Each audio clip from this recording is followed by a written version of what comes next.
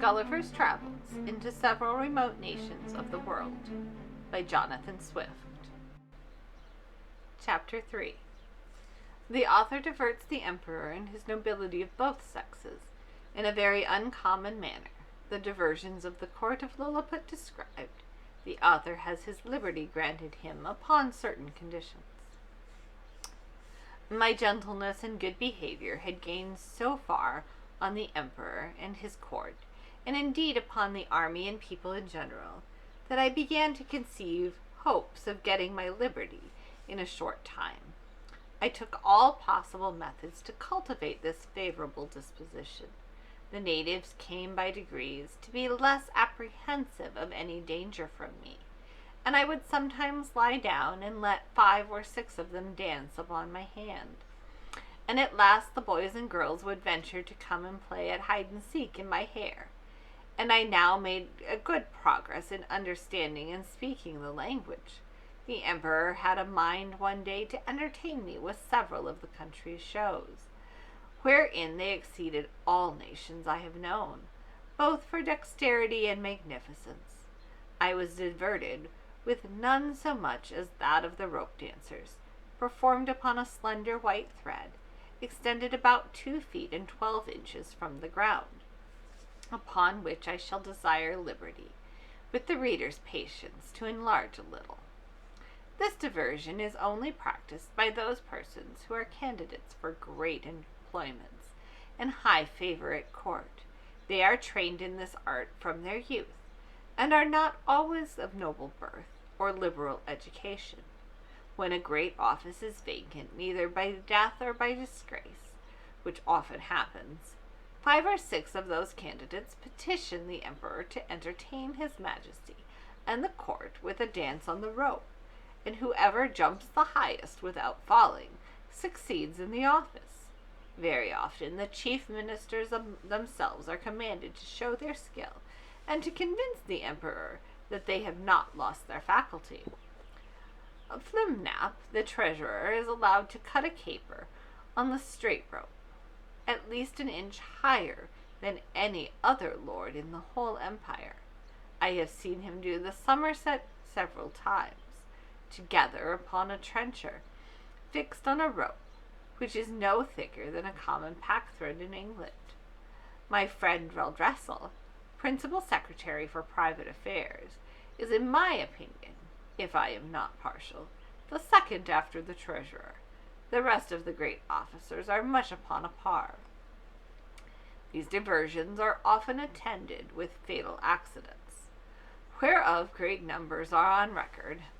I myself have seen 2 or 3 candidates break a limb, but the danger is much greater when the ministers themselves are commanded to show their dexterity, for by contending to excel themselves and their fellows, they strain so far there is hardly one of them who has not received a fall, and some of them 2 or 3. I was assured that a year or 2 before my arrival, Flimnap would infallibly have broke his neck if one of the king's cushions that accidentally lay on the ground had not weakened the force of his fall. There is likewise another diversion, which is only shown before the emperor and the empress and first minister, upon particular occasions. The emperor lays on the table 3 fine silken threads of 6 inches long. One is blue, the other red, and the third green. These threads are proposed as prizes for those persons whom the emperor has a mind to distinguish by particular mark of his favor. The ceremony is performed in His Majesty's great chamber of state, where the candidates are to undergo a trial of dexterity very different from the former, and such as I have not observed the least resemblance of in any other country of the new or old world. The emperor holds a stick in his hands, both ends parallel to the horizon, while the candidates advancing one by one sometimes leap over the stick, sometimes creep under it, backward and forward, several times, according as the stick is advanced and depressed. Sometimes the emperor holds one end of the stick, and his first minister the other. Sometimes the minister has it entirely to himself. Whoever performs his part with most agility and holds out the longest in leaping and creeping is rewarded with the blue-colored silk. The red is given to the next and the green to the third, which they all wear girt twice around about the middle. And you see few great persons about this court who are not adorned with one of these girdles. The horses of the army and those of the royal stables, having been daily led before me, were no longer shy, but would come up to my very feet without starting. The riders would leap them over my hand as I held it on the ground, and some of the emperor's huntsmen, upon a larger courser, took my foot, shoe and all, which was indeed a prodigious leap. I had the good fortune to divert the emperor one day after a very extraordinary manner. I desired he would order several sticks of 2 feet high and the thickness of an ordinary cane to be brought me, whereupon his majesty commanded the master of his woods to give directions accordingly. And the next morning 6 woodmen arrived with as many carriages, drawn by 8 horses to each other. I took 9 of these sticks, and fixing them firmly in the ground in a quadrangular figure, 2 feet and a half square, I took 4 other sticks and tied them parallel at each corner, about 2 feet from the ground, where I fastened my handkerchief to the 9 sticks that stood erect, and extended it on all sides till it was tight as the top of a drum, and the 4 parallel sticks, raising about 5 inches higher than the handkerchief, served as ledges on each side. When I had finished my work, I desired the emperor to let a troop of his best horses, 24 in number, come and exercise upon this plain. His majesty approved of the proposal, and I took them up one by one in my hands, ready mounted and armed, with the proper officers to exercise them. As soon as they got into order, they divided into 2 parties, performed mock skirmishes, and discharged blunt arrows, drew their swords, fled and pursued, attacked and retired, and in short discovered the best military discipline I ever beheld. The parallel sticks secured them and their horses from falling over the edge, and the emperor was so much delighted that he ordered this entertainment be repeated several days, and once was pleased to be lifted up and give the word of command. With great difficulty persuaded even the empress herself to let me hold her in her close chair within 2 yards of the stage, when she was able to take full view of the whole performance. It was my good fortune that no ill accident happened in these entertainments. Only once a fiery horse that belonged to one of the captains, pawing with his hoof, struck a hole in my handkerchief, and his foot slipping, he overthrew his rider and himself. But I immediately relieved them both, and covering the hole with one hand, set down the troop with the other, in the same manner as I took them up. The horse that fell was strained in the left shoulder, but the rider got no hurt, and I repaired my handkerchief as well as I could. However, I would not trust to the strength of it any more in such dangerous enterprises. About 2 or 3 days before I was set at liberty, as I was entertaining the court with this kind of feat, there arrived an express to inform his majesty that some of his subjects, riding near the place where I had first taken up, had seen a great black substance lying on the ground, very oddly shaped, extending its edges round as wide as his majesty's bedchamber, and rising up in the middle as high as a man. That it was no living creature as they had first apprehended, for it lay on the grass without motion, and some of them had walked round it several times, that by mounting upon each other's shoulders they got to the top, which was flat and even, and stamping upon it they found that it was hollow within, that they could humbly conceive it might be something belonging to the man-mountain, and if his majesty pleased, they would undertake to bring it with only 5 horses.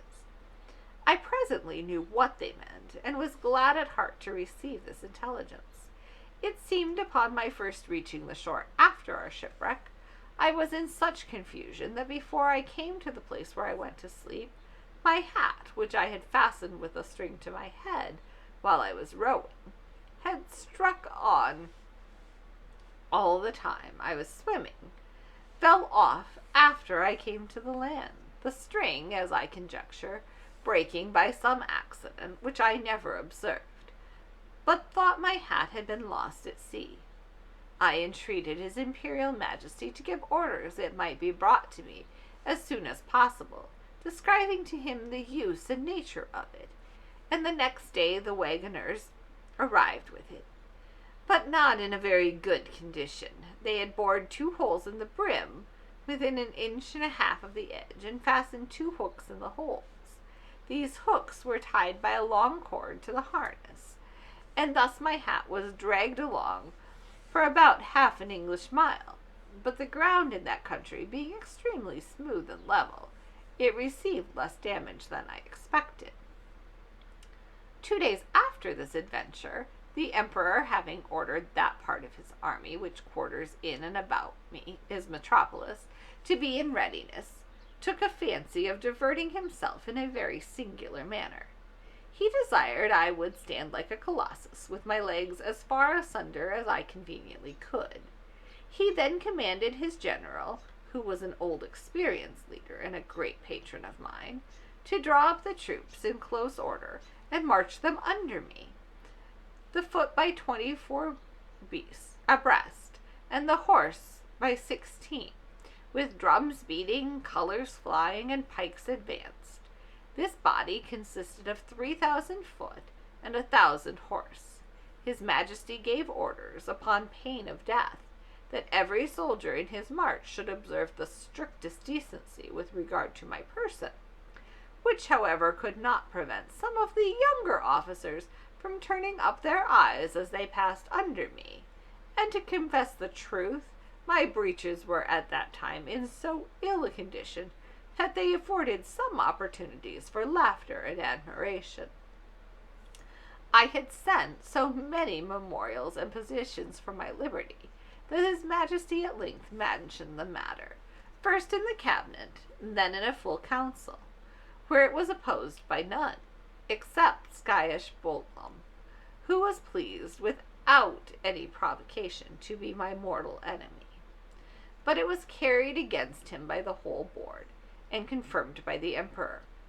That minister was a Gallivant, or admiral of the realm, very much in his master's confidence, and a person well versed in affairs, but of a morose and sour complexion. However, he was at length persuaded to comply, but prevailed that the articles and conditions upon which I should be set free, to which I must swear, should be drawn up by himself. These articles were brought to me by Skyish Boltlam in person, attended by 2 under-secretaries and several persons of distinction. After they were read, I was demanded to swear to the performance of them, first in the manner of my own country, and afterwards in the method prescribed by their laws, which was to hold my right foot in my left hand, and to place the middle finger of my right hand on the crown of my head, and the thumb on the tip of my right ear. But because the reader may be curious to have some idea of the style and manner of this expression peculiar to that people, as well as to know the article upon which I recovered my liberty, I have made a translation of the whole instrument, word for word, as near as I was able, which I here offer to the public. Golbasto morem elvid garl shefnan, Mully Gully Goo, most mighty Emperor of Lilliput, delight and terror of the universe, whose dominions extend 5,000 blustrungs, about 12 miles in circumference, to the extremities of the gold, monarch of all monarchs, taller than the sons of men, whose feet pass down the center, whose head strikes against the sun, at whose nod the princes of earth shake their knees, pleasant as the spring, comfortable as the summer, fruitful as autumn, dreadful as winter. His most sublime majesty proposes to the man-mountain, lately arrived on our celestial dominions, the following articles, which by a solemn oath he shall be obliged to perform. First, the man-mountain shall not depart from our dominions without our license under our great seal. Second, he shall not presume to come into our metropolis without our express order, at which time the inhabitants shall have 2 hours' warning to keep within doors. Third, the said mountain shall confine his walks to our principal high roads, and not offer to walk or lie down in a meadow or field of corn. Fourth, as he walks the said roads, he shall take the utmost care not to trample upon the bodies of any of our loving subjects, their horses or carriages, nor take any of our subjects into his hands without their own consent.